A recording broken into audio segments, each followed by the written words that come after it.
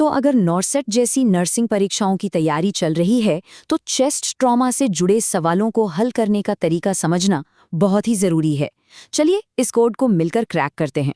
हम यहाँ सिर्फ टॉपिक नहीं समझेंगे बल्कि सवालों को हल करने का तरीका सीखेंगे। सबसे पहले परीक्षा के पैटर्न को समझेंगे, फिर न्यूमोथोरैक्स और फ्लेल चेस्ट जैसे मुश्किल टॉपिक्स को आसान बनाएंगे।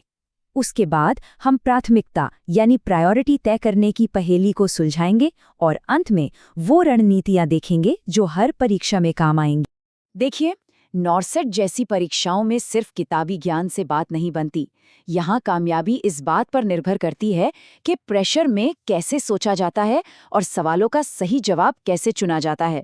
और यही वो सबसे बड़ी मुश्किल है जिसका सामना लगभग हर नर्सिंग एस्पिरेंट करता है। सामने एक लंबा चौड़ा सवाल और 4 ऑप्शन जो बिल्कुल एक जैसे लगते हैं। तो इसका हल क्या है? जवाब सवाल के अंदर ही छिपा होता है। हमें बस सवाल की बनावट को, उसकी भाषा को डिकोड करना सीखना होगा। चलिए इस तरीके को न्यूमोथोरैक्स के एक असल सवाल पर लगाकर देखते हैं। परीक्षा में अक्सर ऐसी ही मिलती जुलती कंडीशंस के बीच अंतर करने की क्षमता को परखा जाता है। ये एक क्लासिक परिभाषा आधारित सवाल है।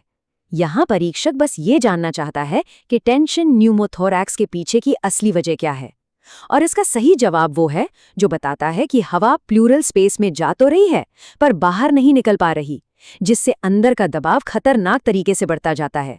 यही टेंशन न्यूमोथोरैक्स की पहचान है। और यहाँ एक बहुत दिलचस्प बात है, परीक्षा में दिए गए हर ऑप्शन किसी न किसी स्थिति की सही परिभाषा होते हैं और यही कन्फ्यूजन पैदा करने के लिए किया जाता है। हमारा काम बस सही परिभाषा को सही नाम से मिलाना है। जैसे कि यहाँ बाकी options spontaneous pneumothorax, iatrogenic pneumothorax और हीमोथोरैक्स को डिफाइन करते हैं। और आंकड़े भी यही बताते हैं, 90% छात्रों ने इसका सही जवाब दिया। मतलब साफ है, ये एक बेसिक कॉन्सेप्ट है और इसमें गलती की कोई गुंजाइश नहीं होनी चाहिए। ठीक है, परिभाषा तो समझ ली, पर परीक्षा सिर्फ परिभाषा पर नहीं रुकती। अगला सवाल ये होता है कि एक मरीज में इस जानलेवा स्थिति को एक साधारण न्यूमोथोरैक्स से अलग कैसे पहचानेंगे। वैसे तो कई लक्षण दोनों में हो सकते हैं, लेकिन एक ही निर्णायक संकेत है, ट्रेकिया यानी हमारी सांस की नली का दूसरी अप्रभावित तरफ खिसक जाना। ऐसा क्यों होता है? क्योंकि जो हवा अंदर फंस गई है वो इतना ज्यादा प्रेशर बनाती है कि वो छाती के बीच के हिस्से को धक्का देने लगती है, और यही इसका सबसे बड़ा क्लिनिकल साइन है। चलिए अब एक और कंडीशन देखते हैं जहां एक ही खास निशान या संकेत हमें सीधे जवाब तक पहुंचा देता है। फ्लेल चेस्ट का सवाल हमेशा एक ही चीज के इर्द गिर्द घूमता है। जब पसलियों का एक हिस्सा टूटकर अलग हो जाता है तो सांस लेने के दौरान वो हिस्सा कैसे मूव करता है। इस अजीब मूवमेंट को पैराडॉक्सिकल रेस्पिरेशन कहते हैं और ये फ्लेल चेस्ट का सबसे पक्का, सबसे बड़ा साइन है। आसान भाषा में कहें तो जब बाकी छाती सांस लेने पर बाहर की ओर फैलती है तो वो टूटा हुआ हिस्सा प्रेशर के कारण अंदर की ओर धंस जाता है, एकदम उल्टा। और फिर से आंकड़े देखिए, 98%।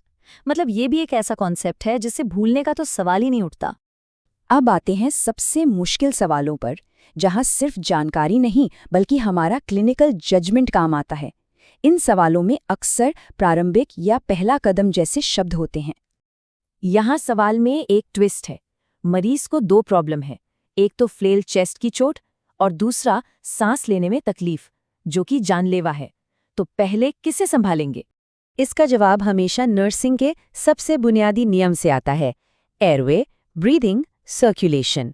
टूटी हुई हड्डी बाद में भी ठीक हो सकती है, लेकिन सांस नहीं। इसलिए पहली प्राथमिकता हमेशा सांस को स्थिर करना है, मरीज को ऑक्सीजन देना है ताकि वो रेस्पिरेटरी फेलियर में ना जाए। सर्जिकल रिपेयर तो इसके बाद आता है। तो चलिए अब तक हमने जो भी सीखा है उसे एक साथ जोड़कर देखते हैं और कुछ ऐसी रणनीतियां बनाते हैं जो नॉर्सेट के किसी भी टॉपिक में काम आ सकती हैं।